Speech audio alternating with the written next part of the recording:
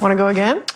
I'd love to, but you're too tired. Welcome to Watch Mojo, and today we're counting down our picks for the most gut-busting SNL depictions of real-life political figures. We're not going to get it perfect, but we are firing the non-essential employees, like air traffic controllers.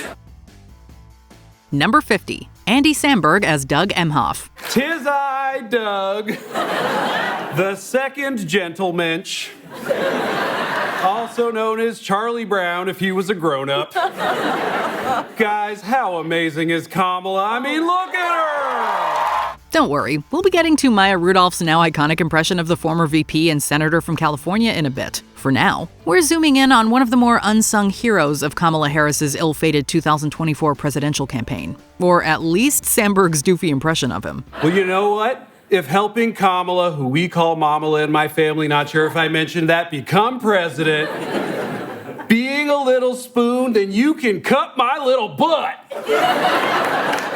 Because I am proud to join the esteemed list of presidential spouses throughout history. Women and men, but all women. The former SNL cast member perfectly channels the real Emhoff's sweet, sometimes over-the-top sincerity, as well as his unabashed wife guy status. Recurring throughout the early months of season 50 up to the November election, Samberg's easily excitable caricature, a perfect match of subject and performer, has been sorely missed. Look, if anyone on the right tries to come for my wife, just remember, I'm from LA, Busta.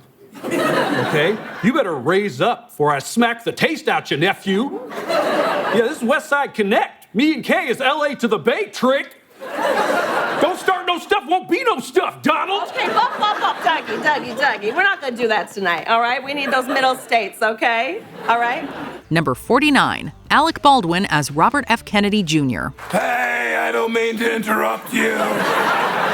I just wanted to tell you again, I'm so honored to be the head of the Health and Human Services Department. Americans need someone to teach them how to be healthy, someone like me, a 70-year-old man with movie star looks and a worm in his brain. Speaking of actors who perfectly match the political impression they were tasked with, we'd be hard-pressed not to mention SNL mainstay Alec Baldwin's RFK Jr. The lawyer, anti-vaccine activist, and Secretary of Health and Human Services was the subject of controversy following his nomination to the post by President Donald Trump. This owed to his widely publicized stances about vaccinations, which served as cannon fodder for SNL's parody of the Kennedy family member. Baldwin's RFK manages to make fun of the cabinet official's public-facing actions and bizarre past scandals without mocking the spasmodic dysphonia that Kennedy has struggled with since his 40s. I care deeply about a woman's right to choose to give her child polio. I just wish people would take my appointment more seriously. All right, I gotta go. I got a dead dolphin in my car. Number 48, Scarlett Johansson as Katie Britt. Good evening, America. My name is Katie Britt, and I have the honor of serving the great people of Alabama. But tonight, I'll be auditioning for the part of Scary Mom. Since marrying Weekend Update host Colin Jost in 2020, multiple Oscar nominee Johansson has appeared with increasing frequency on SNL, often assisting the show in spoofing topical events. One such example was her pitch-perfect roasting of Alabama Senator Katie Britt, following the politician's answer to then-President Joe Biden's 2024 State of the Union address. You see, I'm not just a senator. I'm a wife, a mother, and the craziest bitch in the Target parking lot. I'm worried about the future of our children, and this is why I've invited you into this strange, empty kitchen. Britt's response was roundly criticized as, quote, bizarre, quote, lurid and banal, and, quote, creepy. Ouch. Adding insult to injury, Johansson's SNL parody went viral, with online commentators endorsing her performance as nailing Britt's awkward delivery and misplaced, well, let's call it passion. My husband Wesley and I just watched President Biden's speech, and what I saw was the performance of a permanent politician. But me, I'm not performing. I'm not. Number 47, Bill Hader as Anthony Scaramucci. Yo! It's me, Anthony Scaramucci, the Mooch.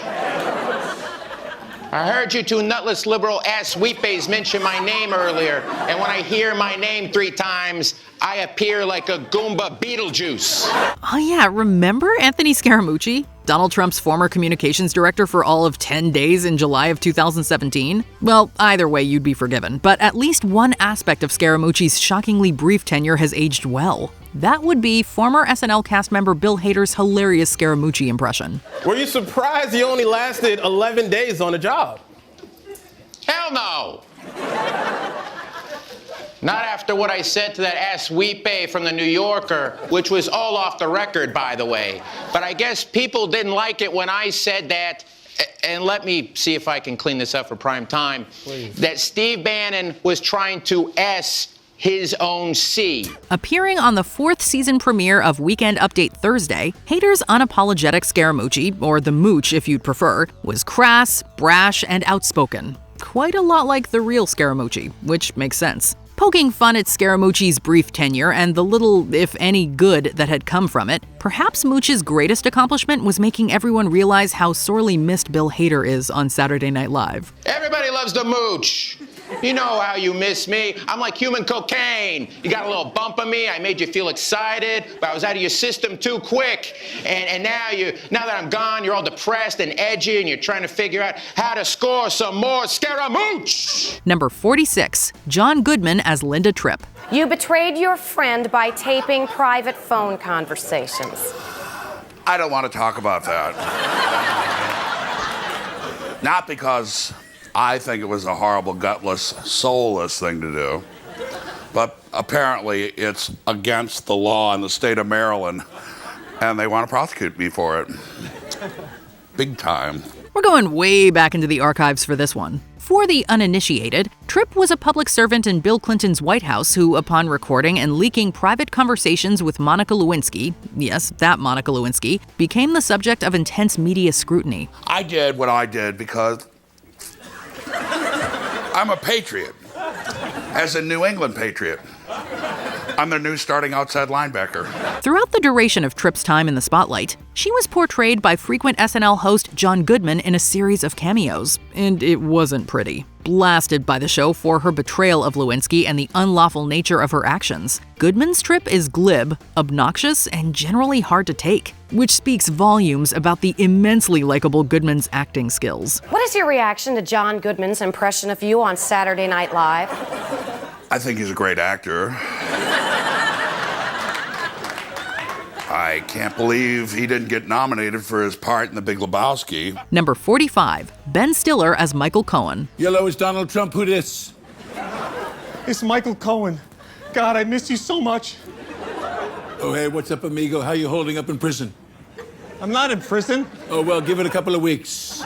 Here's another first-term Trump ally you may have forgotten about. The president's personal attorney from 2006 to 2018, Cohen also served as the vice president of the Trump Organization, even being described as its founder's personal quote-unquote fixer. That was, of course, until the middle of Trump's first presidency, when Cohen found himself at the center of the Stormy Daniels scandal. Mr. Trump, we're in big trouble.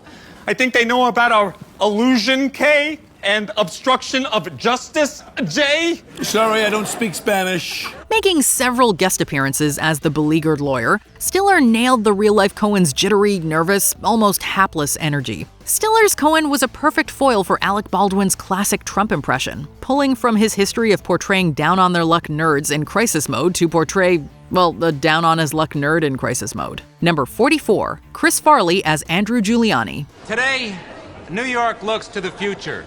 A braver, better future.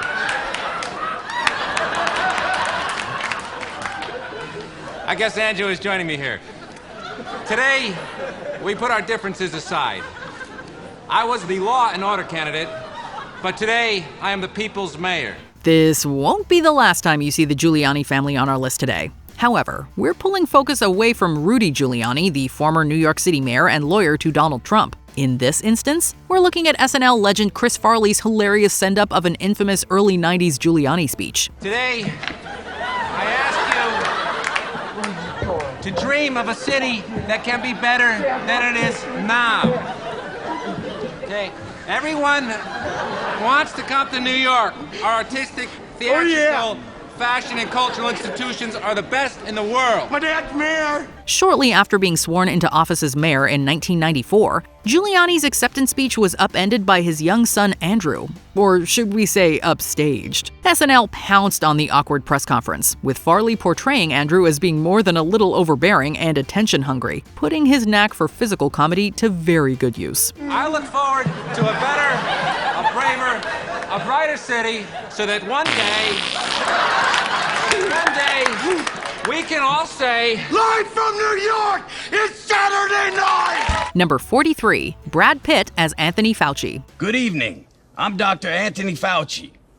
First, I'd like to thank all the older women in America who have sent me supportive, inspiring, and sometimes graphic emails. Although the COVID-19 pandemic may seem like a bad, distant memory now, there were a few glimmers of hope and hilarity to be found. Case in point, Brad Pitt's wholly unexpected SNL impression found the Oscar winner taking on the immunologist/former director of the National Institute of Allergy and Infectious Diseases. They can have vaccines, I think, relatively soon. Relatively soon is an interesting phrase. Relative to the entire history of Earth, sure, the vaccine's gonna come real fast. But if you were to tell a friend, I'll be over relatively soon, and then showed up a year and a half later, well, your friend may be relatively pissed off. Pitt's Fauci reflects the real-life physician-scientist's role as a sort of beacon of hope during those dark times, taking care to translate President Trump's statements on the U.S. government's response to the pandemic. Pitt's parody is the rare SNL sketch that takes a sentimental turn, with the actor removing his getup to deliver a sincere thank you message to the real Fauci, as well as healthcare workers everywhere. It's going to disappear. One day it's like a miracle. It will disappear. A miracle would be great. Who doesn't love miracles? But miracles shouldn't be plan A. Even Sully tried to land at the airport first. Number 42, Tim Meadows as Clarence Thomas. How did you go about asking her out for the state? I'm not sure I know what you mean, Senator. Well, did you just go right up and ask her, or did you have one of her friends tell her that you thought she was cute? I just walked right up and asked her. Nominated to replace outgoing Associate Justice Thurgood Marshall, George H.W. Bush's candidate for the Supreme Court brought with him a tidal wave of scandal and controversy. Outrage erupted over Thomas's stances on issues like abortion, and spilled over once disturbing assault allegations came forth against him, courtesy of law professor Anita Hill. Were you drunk at the time?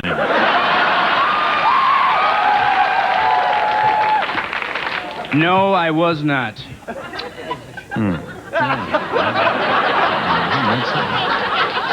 But she wouldn't go out with you? No.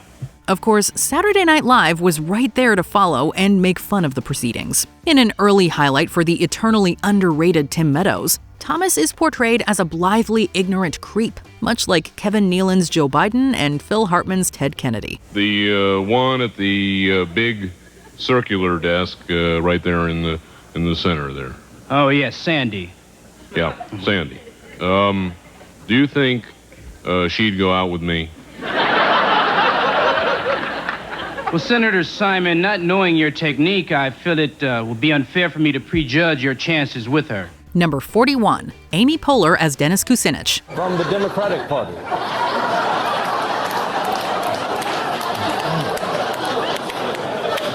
Ohio Congressman Dennis Kucinich. Cross-gender impressions are hardly anything new at Saturday Night Live. Just look at Kate McKinnon's Jeff Sessions, Melissa McCarthy's Sean Spicer, or Sarah Sherman's Matt Gaetz. However, one of the show's earliest examples of political gender swapping was one of its funniest. Here, Amy Poehler took a stab at impersonating Congressman Dennis Kucinich, a longtime representative from Ohio and frequent political hopeful. Iraq continues to be a hot-button topic in these debates. Congressman Kucinich, where do you stand? Well, as you know, Dan, I laid out my Iraq position very clearly in last month's Democratic debate. You were at the Democratic debate? Yes, Dan, I was. Were you in the audience? No, I was participating. Kucinich is skewered here at a fringe candidates debate, a lone Democratic hopeful amidst a sea of Looney Tunes. Reflecting the real Kucinich's Lost Cause 2008 presidential run, host Dan Rather, played here by Darrell Hammond, struggles to place poor Dennis. Ultimately, Kucinich withdrew from the race in January 2008, endorsing Barack Obama. The rest, of course, is history. You sure you weren't there as a prank or some kind of mascot? Dan, I'm a congressman. I'm sorry, I'd assumed that congressman was your first name. Number 40, Kate McKinnon as Elizabeth Warren. Hello, it is good to be here. Look at me, I am in my natural habitat, public school on a weekend. And I just housed a Nature Valley bar in the hallway, so I am jacked up and ready to pop off. Is there anything this SNL maestro can't do when it comes to impersonating well-known American political figures? On the face of it, it may seem like a tall order to differentiate impressions of Hillary Clinton and Elizabeth Warren, both competent but relatively vanilla politicians. But McKinnon always pulled it off with aplomb. Take her Warren, for example. Janet, hi, it's Elizabeth Warren. I wanted to thank you. Oh, it's a bad time? For the middle class. Oh, you're getting a pap smear. Okay, stay in this fight. Janet. That's Janet. Oh, you mind if I quickly do 1,000 more? 1,000? No, that's not. No, we don't have time for 1,000. I'm sorry. McKinnon's parody of the progressive Massachusetts senator plays on the calm and collected Warren's desperate wishes to appear hip in the face of her uncoolness. McKinnon also captures Warren's world weariness, especially when faced with President Trump's antics. Congratulations to Donald Trump for paying less taxes by moving to Florida, or as he calls it, bringing his talents to South Beach. You know where I pay my taxes? Every single state out of principle. So, Donald, don't stand too close to an orange tree because someone might try to pick your head. I'm feeling stanky. Number 39, Pete Davidson as Andrew Cuomo. It's going to be more than okay. Take it from me, Governor-ish Andrew Cuomo. Us Democrats have had each other's backs no matter what. We're like one big Italian family. And you know what Italians like to do? Hug and kiss and run their fingers up each other's backs. This former New York governor seemed to have everything going for him, until it all came crashing down. Initially praised for his handling of the COVID-19 pandemic, Cuomo's nationwide support and admiration came to a screeching halt once allegations of grave misconduct came out against him in late 2020. So let's all come together. Ooh, bad choice of words there. And get this bill passed today. Just like me, it deserves a second chance, and a third chance, and up to at least 11 chances. Becoming a frequent target for the NYC-based sketch show, Cuomo was portrayed by Davidson as the scandal unfolded. Although the longtime cast member was hardly known for his impressions, his clueless Cuomo is a sharp reflection of the real-life governor stumbling through his multiple missteps. Oh, and I want to plug my new book. My first one was called Lessons in Leadership, and my new one is called Whoops! Number 38, Robert De Niro as Robert Mueller. Looking for something, Mr. Cohen? Robert Mueller? Why don't you have a seat, Mr. Cohen? Here, put these on. Have you ever used a lie detector before? I feel like I have. Despite his open disdain for publicity and famous tight-lippedness in interviews, two-time Oscar winner De Niro seemingly loves appearing on SNL. Having hosted multiple times, the steely, no-nonsense acting legend was a natural fit to play Mueller, the former FBI director turned Trump arch-nemesis. If you're innocent, you have nothing to worry about. I'll start with some easy ones. How'd you like that pee-pee tape? I'm kidding. Relax. We'll get to that later. Over a series of cameos during Trump's first presidency, De Niro played Mueller as a stern variation of the intimidating authority figures he's based his career on. One particularly memorable instance featured De Niro reuniting with his Meet the Parents co-star Ben Stiller and recreating an iconic scene from that film. In character, of course. I don't have to take this from you. I have rights. Now you listen to me, you little weasel. I don't know what rights you think you have. You broke the law. And now we're going to catch all of you little fuckers. Number 37, Phil Hartman as Ronald Reagan. Well, thank you, Mr. President. Well, I hope I've answered your questions as best I could, given the very little that I know. Goodbye, and God bless you. Thank you, Mr. President. Thank you very much. Okay, get back in here. Arguably the impression that kicked off SNL's golden era of political comedy, it's no surprise that master impressionist Hartman was the man for the job. Later nicknamed Glue in reference to his ability to hold a sketch together, Hartman's Reagan poked fun at the doddering president's penchant for cluelessness. Excuse me, Mr. President, sir? Yes. It's your 11:30 photo opportunity, the little girl who sold the most Girl Scout cookies. Damn! Okay, let's get it over with. Everybody out. Come on, move. This is the part of the job I hate. Of course, in the world of SNL, this was all a front for President Reagan's dastardly plans for world domination, painting him as a conniving Bond villain. Hartman expertly switches between the absent-minded grandfatherly Reagan and the coherent master strategist, almost like they're two different characters entirely. You're that good a sales lady. Maybe I could use you up on Capitol Hill. Well, it was nice meeting you. Come on, Lisa. Come on. Bye-bye. Come on. Back to work! Number 36, Scarlett Johansson and Jimmy Fallon as Ivanka Trump and Jared Kushner. Hello? Yes, this is Ivanka and Jared.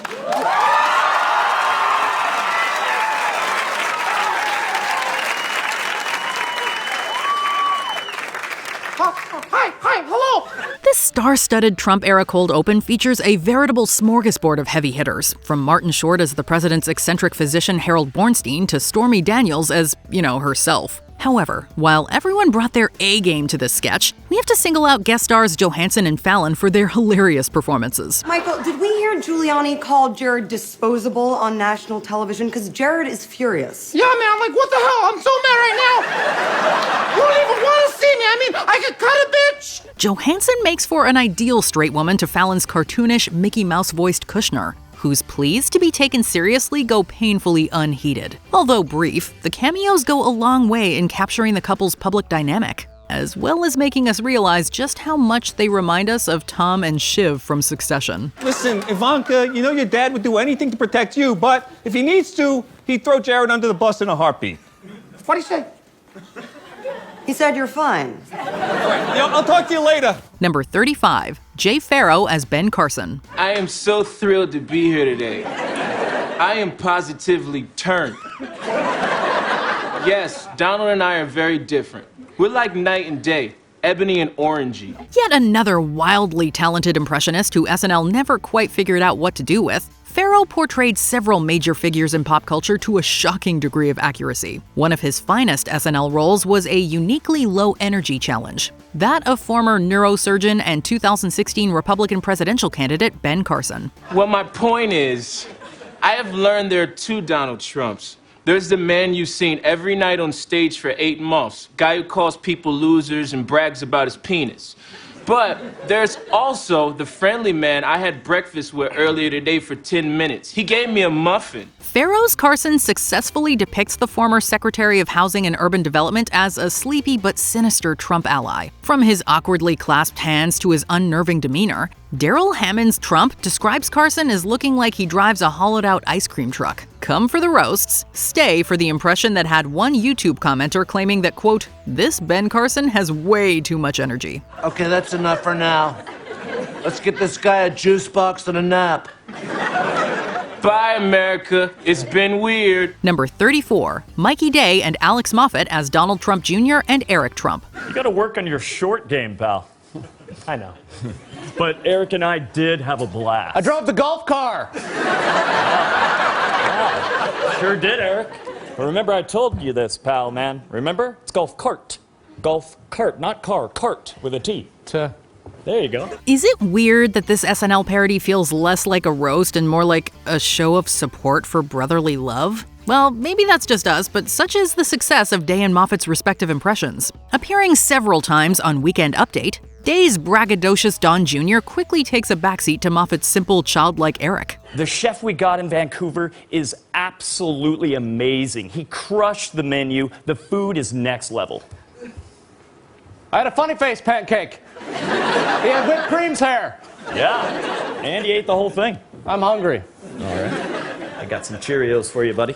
While Don pontificates about his and his family's awesomeness, all eyes are on Eric as he dopily copies his brother's grandiose hand gestures. When we said that Moffat's Eric is childlike, we were not kidding. A particularly gut-busting appearance from the two sees him housing a bag of Cheerios and a Capri Sun packet. Is anyone else feeling nostalgic? The only people making decisions regarding the Trump organization are Eric and myself. Dad. No. Remember.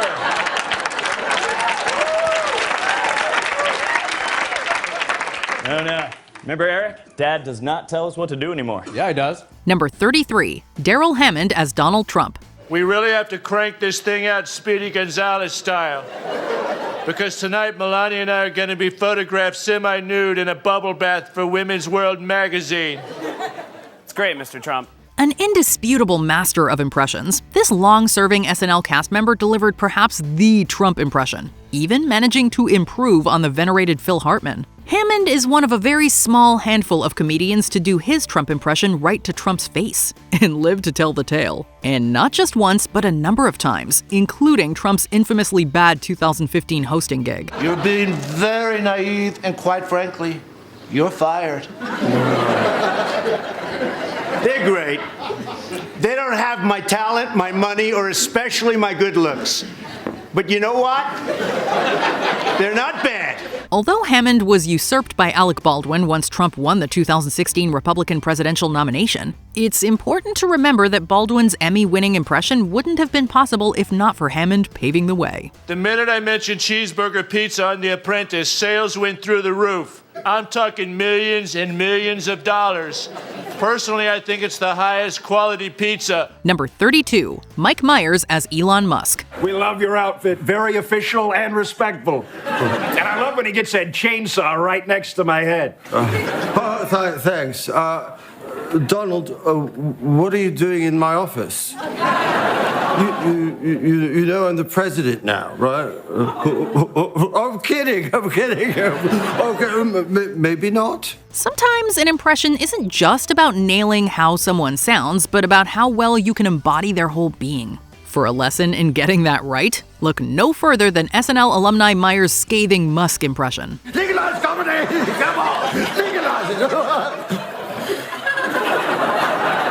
I'm so comfortable with all of that. I really enjoy everything you're doing with Doge, Elon. Well, they're saying I'm firing people with no cause. But I do have cause. It's cause I feel like it. The billionaire, who became increasingly prominent in the public eye due to his association with President Trump, is well known for his idiosyncrasies. Perfect material for a king of cartoony impressions like Myers. Musk finds the comedian going all-out cringe, spoofing the SpaceX CEO's penchant for dancing at inopportune times, as well as his seeming discomfort in his own skin. Phase 1 of my plan is complete. Ingratiate yourself to the president and take over the media. But was taking this job a bad idea? A lot of people seem to really hate me. My Tesla stock is crashing and my personal net worth just dropped by $100 billion. Number 31, Shane Gillis as Donald Trump. I didn't miss. It went in. All right. From Newsmax Studios and the writer of Like Mike comes another magical sneaker movie for white people. Okay, admittedly, this one's a bit of a cheat. Viral stand-up comic Gillis has had more of a chance to show off his scary good Trump impression through his stand-up and podcasting appearances. To his credit, Gillis definitely made a meal of his sole shot at playing Trump on SNL. Mr. Mitchell, everybody's saying I should have your office because my cubicle is a disaster right now. Well, can I have a minute to gather my things? Bye-bye. He gets whoever he wants. Wow, that was the most fantastic lovemaking you've ever had. Not really. It only lasted 2 hours. That was a 2-hour love sesh. You had a big O in there, a very big O. In a fake commercial for Trump's actual golden sneakers, not a bit for the show, Gillis portrayed an ordinary man who, in a Like Mike-style twist of fate, dons the shoes and essentially transforms into Trump. Although the sketch makes you wonder what could have been had Gillis made it onto the show, it at least grants viewers the pleasure of seeing his and James Austin Johnson's dueling Trumps. The real magic has been inside of you all along. Wrong. It comes from the shoes, and you're coming off as very stupid and, frankly, quite rude walking in here like this. Number 30, Jon Lovitz as Michael Dukakis. When coming up against Dana Carvey's George H.W. Bush, Jon Lovitz decided to compete with his co-star by using subtlety. Do you think you have the necessary passion to lead this country? Well, Sam, that kind of aspersion on my character, quite frankly, makes me, well, there's no other word for it. Enraged.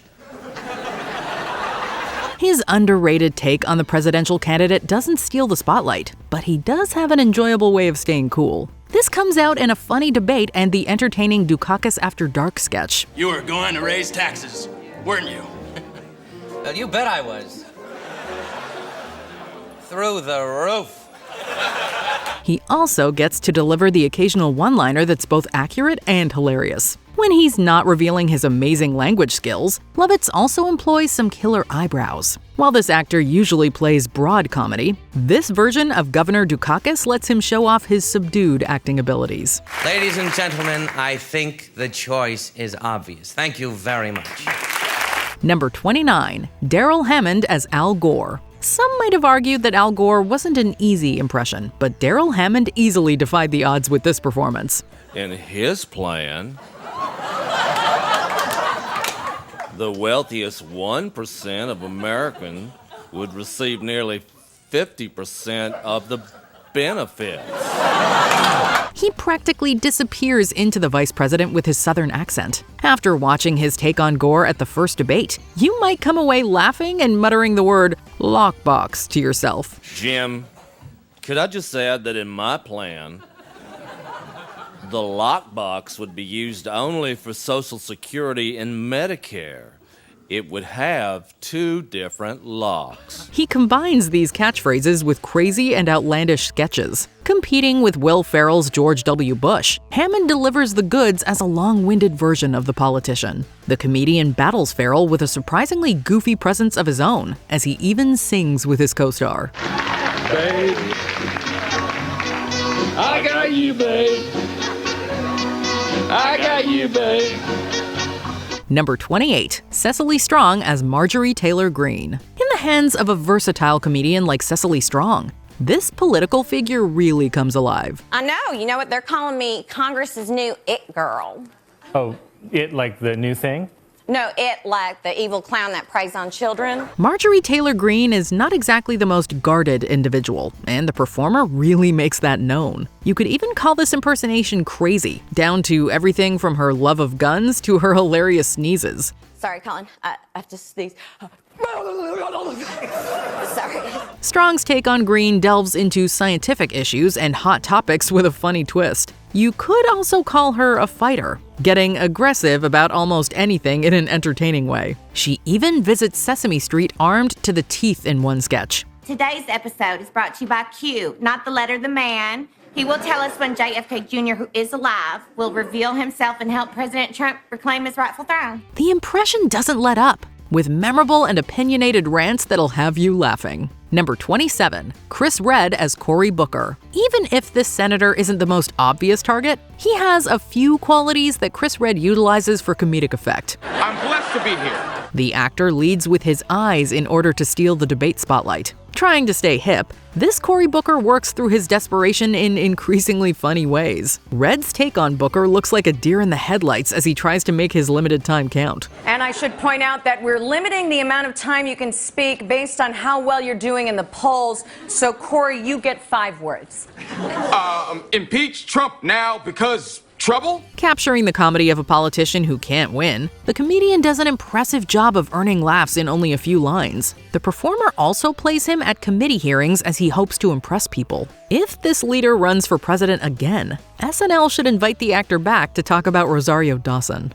Rosario and I were discussing this very issue just the other day. Rosario Dawson. Number 26, Bill Hader as Jim Jordan. As one of the best impressionists in SNL history, Bill Hader is more than prepared to take on Jim Jordan. Mr. Chairman, good afternoon to you.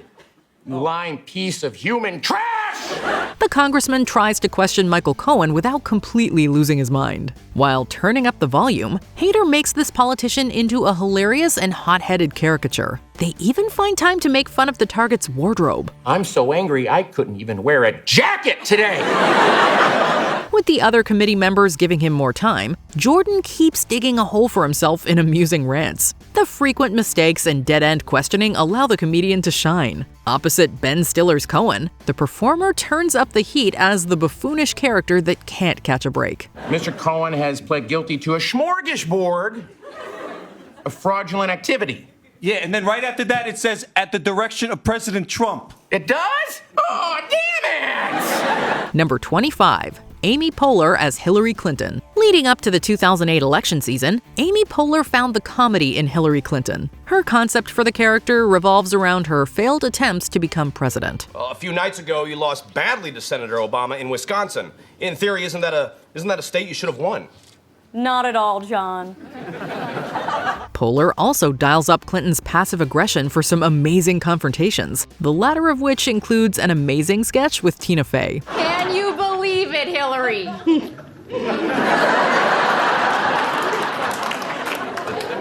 I cannot! Whether she's talking to the Alaska governor or debating Barack Obama, this character has some hilarious reactions to her defeats. The comedian plays the politician's emotions like a high-wire act of hilarity. You don't know whether this Clinton will laugh, scream, or cry at any moment. This all adds up to a wonderful piece of comedic acting, giving the actress one of her best impersonations. Do I really laugh like that? Well. Number 24. Chris Farley as Newt Gingrich. When the great Chris Farley did anything, he never gave anything less than 100%. This is especially true in the case of his off-the-wall Newt Gingrich impression. Mr. Speaker. Mr. DeLay of Texas. I propose that the Democrats only be allowed to speak for 8 seconds at a time. Fine, all in favor? Aye! Motion passes. Infusing his explosive energy into every line, Farley couldn't help but make the politician more hyper. His performance as the Speaker of the House features some brilliant comic timing and lots of gavel banging. The comedian even plays Gingrich against his mother, seeing his more personal side with surprising results. Do you understand? Yes, Nudie. All right. I love you, Mom. It's a funny and manic twist on the 1990s political figure. Through it all, the legendary performer never lets up with his wildly entertaining spin. Okay. HR 590, the proposal that live from New York, it's Saturday night! Number 23. Darrell Hammond as Bill Clinton. As a go-to impressionist from his era, Darrell Hammond strikes again with one of his signature roles. Now, once again, I don't know what my position is. And then I thought about it, and I remembered my position. I don't have one. Hammond had huge shoes to fill taking on the US president for the 1990s and early 2000s. His interpretation allowed him to be playful, mischievous, and charismatic all at the same time. The result was a fabulous send-up of Bill Clinton's highs and lows, giving the commander-in-chief a humorous edge. What? Yeah. I just bit my lip and did the thumb thing. How'd you know? Hammond's performance plays with the charisma of the politician as well as the scandals of his later presidency. Even with all of the serious topics surrounding him, this Clinton flashes his smile and trademark mannerisms to get audiences laughing. God bless you, America, and Colin, thank you. Number 22. James Austin Johnson as Donald Trump. In a long history of great Donald Trump impressions, James Austin Johnson might just be the most accurate. You know what? Sleepy Joe Biden is such a disaster. We're coming back. We're coming back in 2024. We're doing the reboot, okay? Everyone loves reboots. People loved it before. They're gonna like it again. His vocal impersonation is so spot on that it's both scary and funny in equal measure. Along with getting the voice right, Johnson can also go on a trademark ramble as the politician. The stream of consciousness delivery makes for some truly hilarious segments that reference pop culture. Speaking of white people, John Mayer. The performer plays up the real man's complexities while also creating a character that's completely absurd in every way. Thankfully, the impressionist finds enough comedy here to poke fun at the headlines and create his own stamp on the man. And Grinch was very bad when he stole Christmas. But I got it back. I brokered a historic deal with Grinch and Netanyahu. And we decided that no Christmas would ever be stolen again. Number 21, Maya Rudolph as Kamala Harris. With the bubbly energy of Maya Rudolph, this Kamala Harris impression truly comes alive. The fun is back, baby. America's fun aunt. I'm also America's cool aunt. You know what? It's arguably the closest anyone has come to nailing the essence of the vice president. The key to this impersonation is the leader's insistence on being relevant. Using memes and internet slang, Rudolph's version tries desperately to play with the younger crowds. There have been 2 black women elected to the Senate. And that second black woman, me. It's also impressive to see a new take on a much newer public figure that goes beyond the usual vocals. From Harris's family life to her debates with Mike Pence, Rudolph captures the politician with physical and verbal comedy. The comedian lights up any appearance as the VP, walking the line between authentic and wonderfully campy. And I'm just gonna play a quick song on my phone. Number 20, Matt Damon as Brett Kavanaugh. Sure, this may have been a one-off impression. What? But Matt Damon surprised everyone with how well he nailed Judge Brett Kavanaugh's defense demeanor during his high-profile misconduct hearing in 2018. I'm gonna start at an 11. I'm gonna take it to about a 15 real quick. The cold open sequence was certainly an ensemble piece, but the whole thing hinged upon how well Damon could deliver an impression of someone who was growing more and more irritated at a line of questioning. Did you ever drink too many beers? You mean, was I cool? Yeah. Eventually, the performance reached the crescendo of Damon shotgunning a beer before starting the show proper, kicking things off in note-perfect fashion.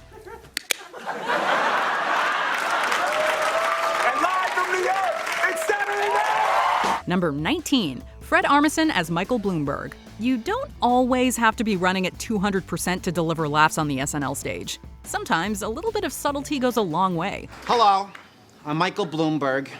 This was definitely the case when it came to Fred Armisen's portrayal of former New York City Mayor Michael Bloomberg. There's one person America's gun owners will listen to. It's a Northeastern Jewish billionaire.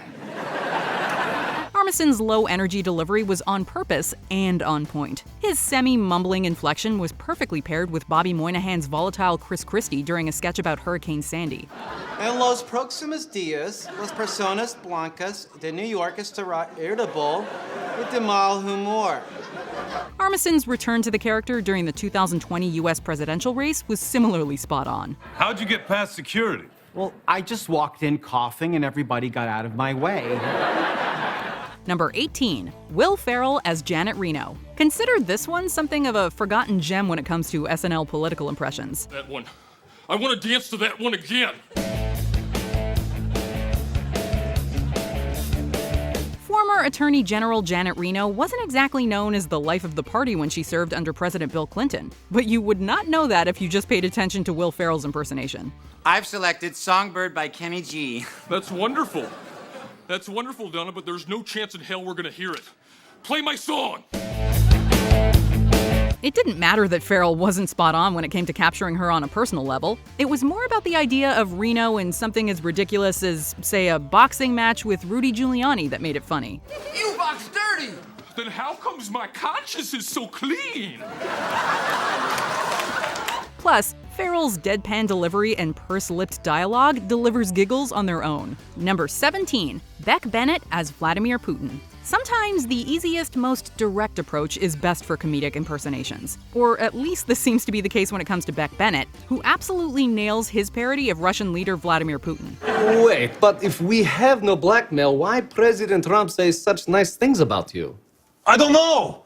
I think he just likes me. Bennett goes full tilt into James Bond villain mode here, portraying him as a devious, confident, and self-obsessed megalomaniac who never wears a shirt if he doesn't have to. You are worried that your country is in the hands of this unpredictable man. But don't worry, it's not.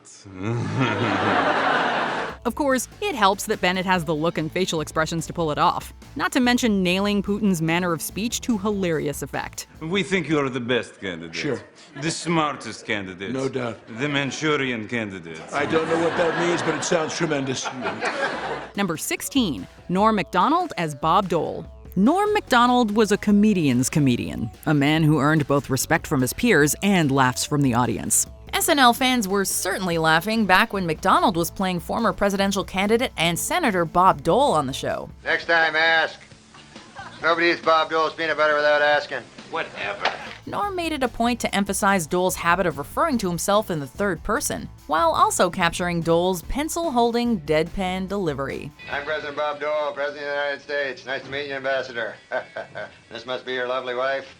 Assistant, sorry. MacDonald was surly and grumpy, yet remarkably charismatic in his performance as Dole.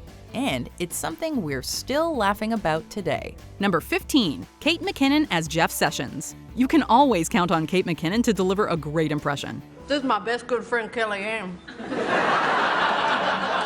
She ain't got no legs.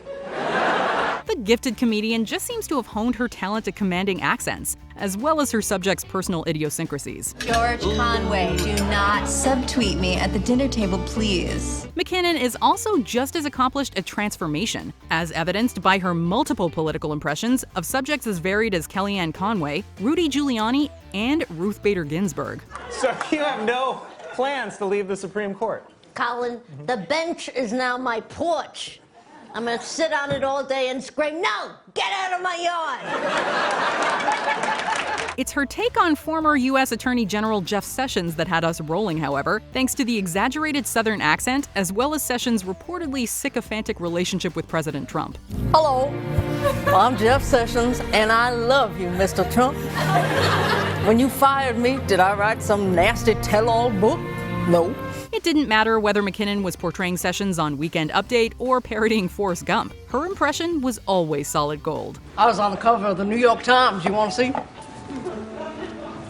This says you might have committed perjury. Yeah, I had a bad week. Number 14, Jim Carrey as Joe Biden. Just 1 second, Chris.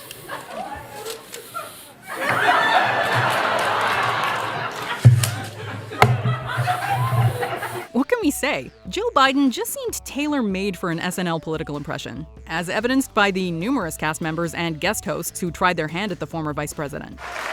Large and in charge. The president's away, and Joe will play. Jason Sudeikis, Woody Harrelson, and John Mulaney all did killer jobs with their respective impersonations.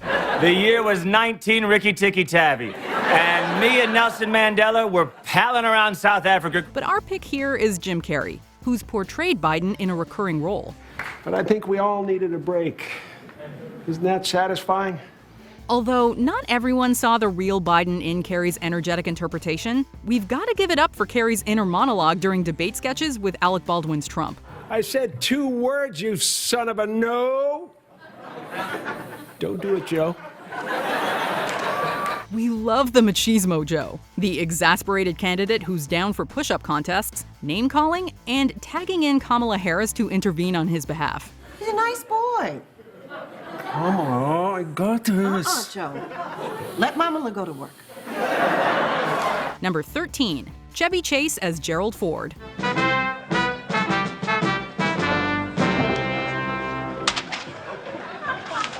Former President Gerald Ford was always athletic, but all it took was one stumble out of Air Force One to earn a reputation for clumsiness. Hello. Hello. This served as a perfect opportunity for SNL to cement their very first iconic political impression with Chevy Chase's classic fan favorite portrayal. Yes, well, on that point, Mr. Krause, Mr. Krause. Chase took his physical comedy to the very limit, utilizing elaborate pratfalls to the point of actual injury, all to get a laugh. Now, as we can see, the Ford popularity is certainly on a sharp rise here. It worked, to the point where even the president himself was a fan, appearing on the show and even inviting Chase out to play golf. Number 12, Darrell Hammond as Dick Cheney. Darrell Hammond is a master of impressions and has successfully tried his luck impersonating a number of political figures during his tenure at SNL. However, it's Hammond's take on former Vice President Dick Cheney that stands alongside his Bill Clinton as one of the comedian's most well-known parodies. If you shoot another friend, will you keep it a secret? Hammond hams it up and does his best to play with Cheney's public persona as the evil puppet mastermind behind the George W. Bush administration, while getting a lot of laughs in the process. Happy Valentine's, Mr. Cheney. It's hot here in Iraq. I can't wait for you to get here so you can suck. I don't think I need to finish that. That sneaky snarl, those side-eye glances, it's all part of Hammond's hilarious take on a polarizing man. Number 11, Jay Pharoah as Barack Obama. It was Fred Armisen who first took aim at Barack Obama with his unique and slightly strange impression, but that performance was certainly improved upon once Jay Pharoah took over the role. Questions like, is this the first step towards war? What can the United States do? And hold up, what's Crimea?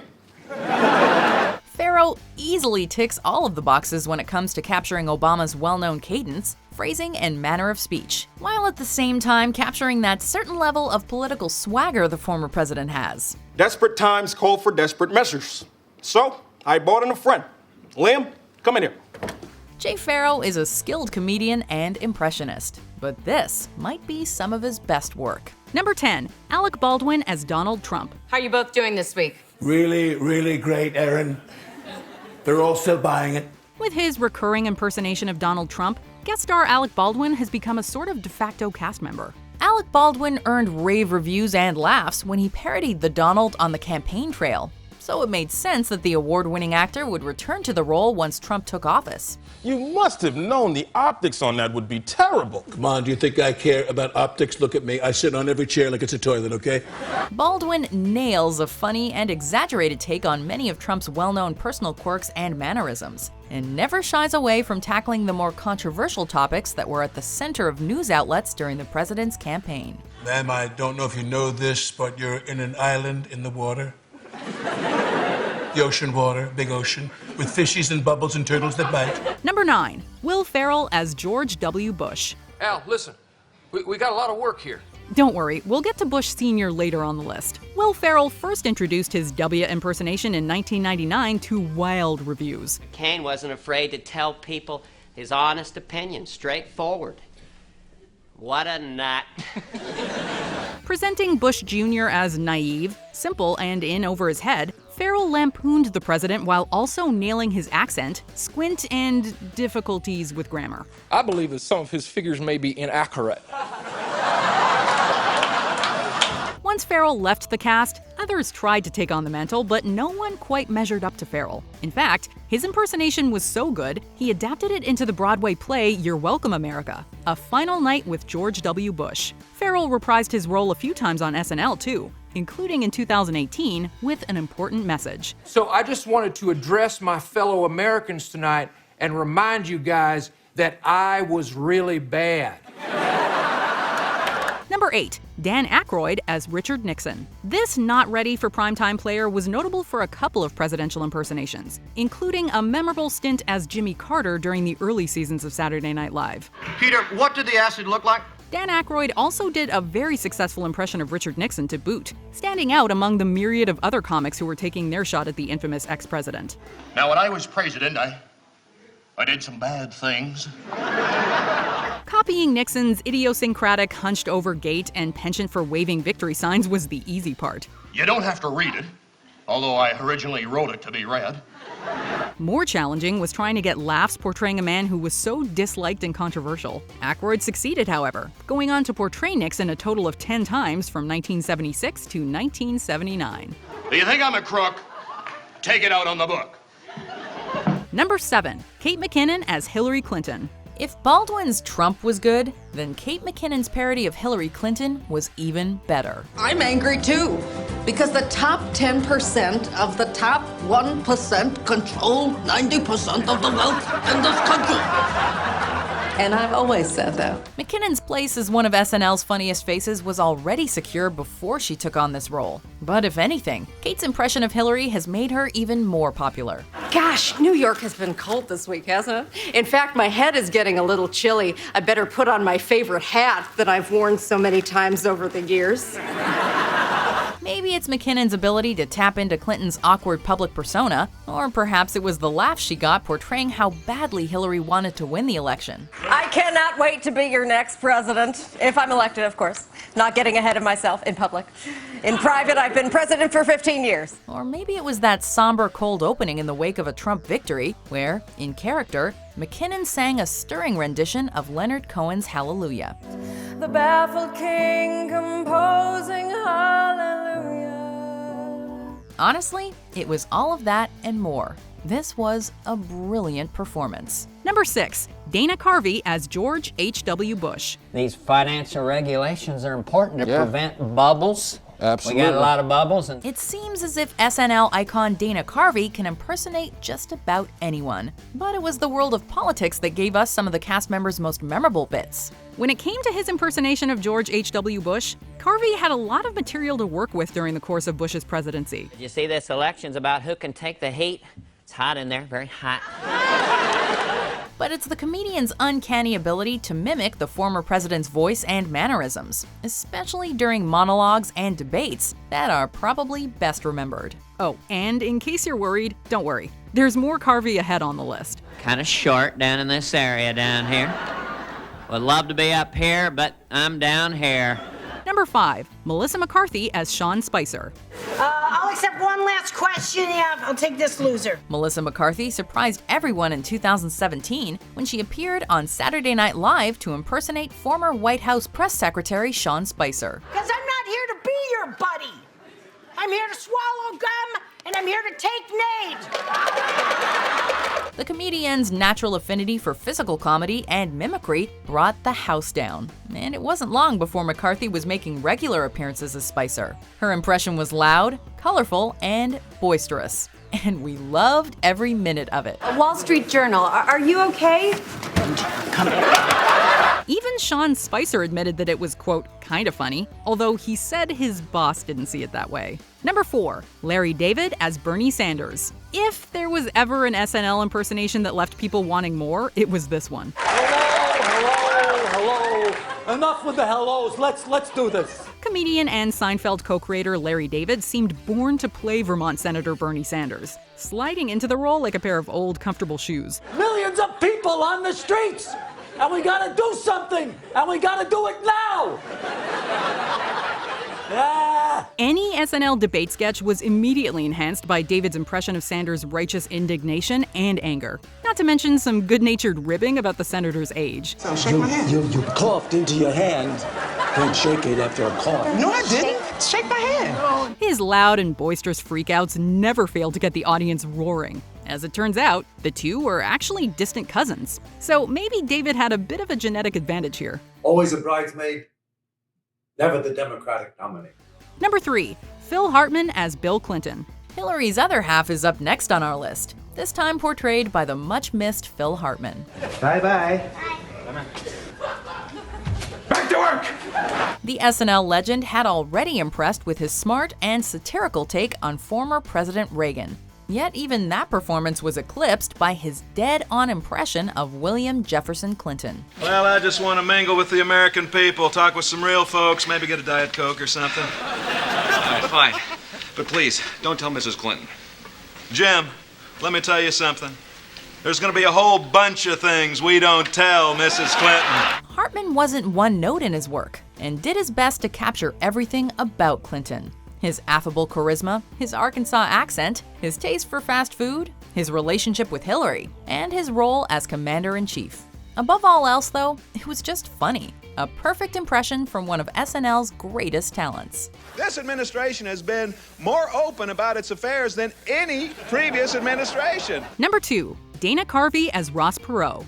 Former presidential candidate Ross Perot may not exist front and center within the public consciousness much anymore. Live from New York, home with the Yankees, it's Saturday night! But there was a time when this self-made man was everywhere in the news. As a result, Perot's fiery third-party campaign for the White House made for a perfect SNL parody from veteran cast member Dana Carvey. Well, if I'm a quitter, why am I back in the race? See? Case closed.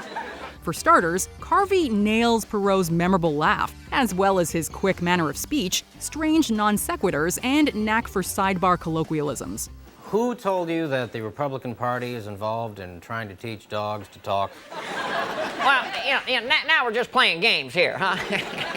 Just playing footsie. The impression also captures the zeitgeist of the time, this feeling that Perot might actually have a chance to lead a third-party candidate to the highest seat in American public service. Tomorrow you can interview Superman Dean Cain, he'll be here, but tonight you must focus, please, I beg you. It doesn't matter that Perot wasn't successful in his bid, because Carvey's work here remains classic. Before we continue, be sure to subscribe to our channel and ring the bell to get notified about our latest videos. You have the option to be notified for occasional videos or all of them. If you're on your phone, make sure you go into your settings and switch on notifications. Number 1. Tina Fey as Sarah Palin.